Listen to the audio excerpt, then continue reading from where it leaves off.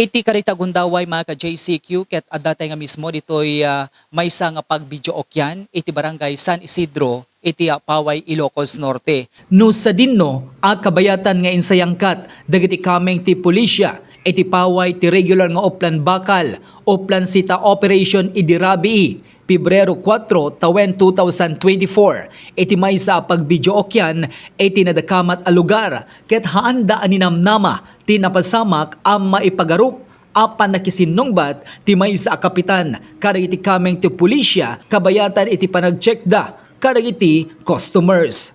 Tinapalutpot ti JCQ Online TV channel no anya at talaga tinapasamak ket ditoy anaamuan ang maipagarup ang nakisinsinungbat ti kapitan kadagiti kameng ti pulisya ken ditoy pay a pinagsawsawan na dagiti dua a pulis dagiti agkakaalas asarita kas iti yung nga pulis apay didak ammo kapitan nak agsasarita tayo tunubigat in ag picture kayo kalpasan na dayta ket ditoy nga inimbitaran dagiti kameng ti pulisya babaen iti panangidadaulo ni Police Captain Sigman Benigno ti kapitan iti mismo a Municipal Police Station ti Paway, Ilocos Norte. Pinadas ti JCQ News Team ana pa nakisarsarita ti Operation Manager ti pagbidyo okyan ket ditoy nga inistoryana dagiti daduma a nakita na kabayatan ti pasama.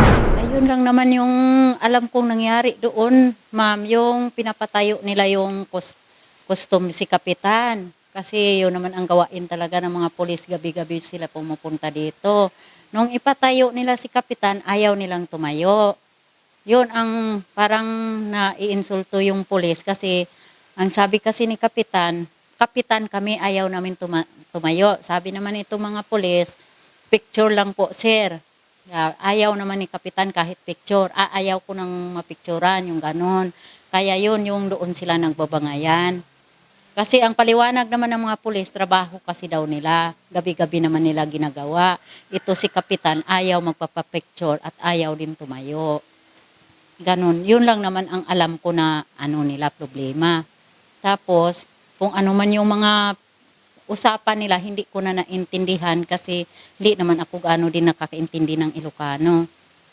Yun lang naman ang ano ko doon. Hindi naman sila pumupunta dito. Siguro pumunta din sila dito noon pero matagal na. Pero yung bali ipangalawa ata itong kagabi. Sa mga nauuna, hindi talaga yun sila pumupunta dito. Parang may time din na padaan sila dito pero araw. Hindi naman sila uminom. Minom siguro mga tag isang bote lang, yun lang. Ang naalala ko na pumunta siya dito kasi time na yun noon. Bali pangalawa kagabi. Tsaka kagabi, hindi, ilan bote pa lang naman na inom nila. Ma'am, anong pumunta sila dito? Ano yung observation mo? May inom na sila or Hindi ko gaano napapansin sir kasi kausap ko pa sila kagabi nung pagdating nila. Parang wala naman akong ano na nakikita na lasing na sila kasi parang matino naman silang kausap. Yun lang ang hindi ko alam kung nakainom na ba sila o hindi pa. Bawat gabi, wala pa talagang palya sa kanila basta gabi-gabi po sila pumupunta dito. Para po sa Operasyon Bakal. Ang pagpunta kasi nila dito gabi-gabi, malaking tulong para sa amin yon.